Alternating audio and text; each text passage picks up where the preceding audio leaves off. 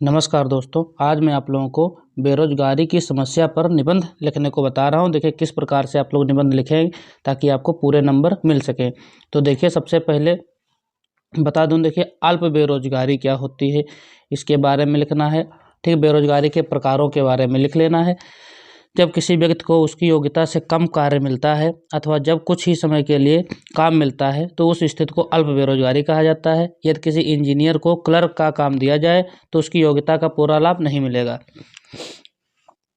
खुली या पूर्ण बेरोजगारी अथवा अनैच्छिक बेरोजगारी किसे कहते हैं? तो जब कोई व्यक्ति काम करने को तैयार हो लेकिन उसे काम न मिले तो उस स्थिति को पूर्ण या खुली बेरोजगारी कहते हैं।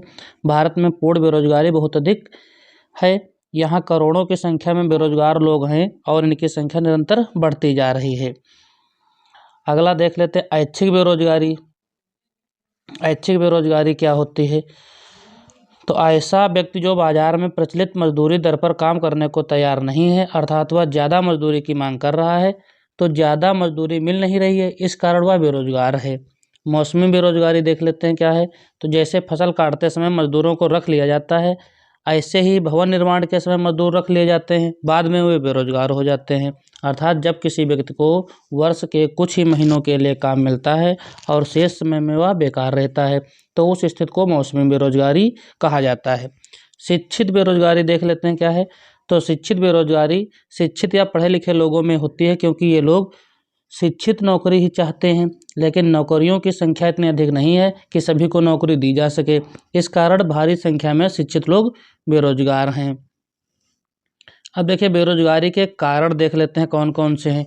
ये तो हमने भी बेरोजगारी के प्रकार बताए। अब बेरोजगारी के कारण देख लेते हैं, क्यों बेरोजगारी बढ़ रही है। तो देखिए जनसंख्या वृद्धि, जनसंख्या दिन पर दिन बढ़ती जा रही है। दोषपूर्ण शिक्षा प्रणाली, नए रोजगारों की कमी, निर्धनता, कृषि क्षेत्र का पिछड़ापन, मशीनीकरण, तो ये सब जो हैं बेरोजगारी के कारण हैं। अब देखिए एक जगह आप लोग सभी हेडिंग जैसे लिख लिया, ठीक है। अब एक एक हेडिंग के बारे में लिखते चलते रहना है, ठीक। तो पहली हेडिंग थी जनसंख्या वृद्धि। तेजी से बढ़ती जनसंख्या बेरोजगारी के प्रमुख कारणों में एक है। देश की जनसंख्या जिस गति से बढ़ रही है उस गति से उद्योग, नौकरियां और राष्ट्रीय आय में वृद्धि नहीं हो रही है, जिसके कारण बेरोजगारी बढ़ रही है। दोषपूर्ण शिक्षा प्रणाली में देख लेते हैं।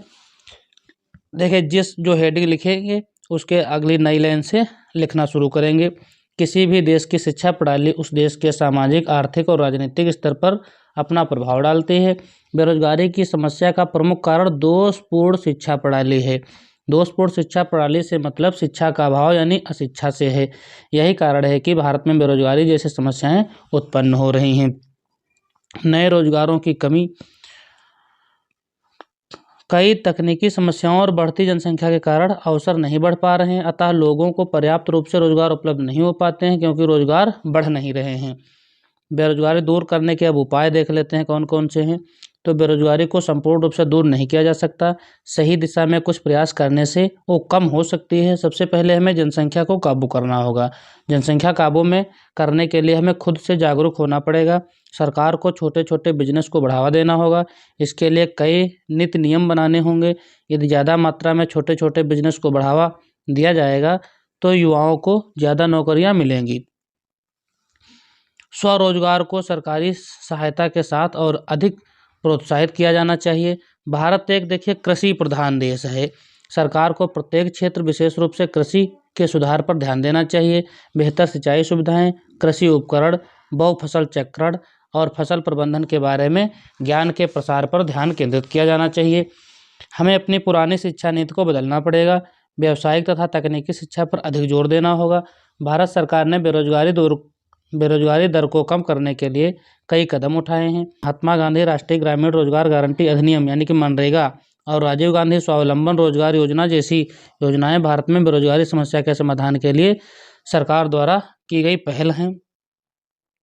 बेरोजगारी एक अभिशाप। बेरोजगारी हमारे देश में बहुत ही देखो ज़्यादा प्रचलन में है, ठीक है। तो बेरोजगारी हमारे देश के लिए अभिशाप बन गई है।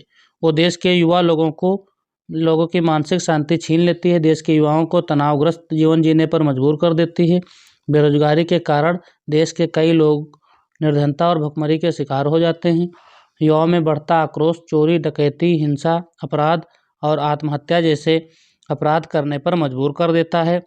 बेरोजगारी निराशा और असंतोष का कारण बनती है और विनाशकारी दिशाओं में युवाओं की ऊर्जा को नष्ट कर देता है।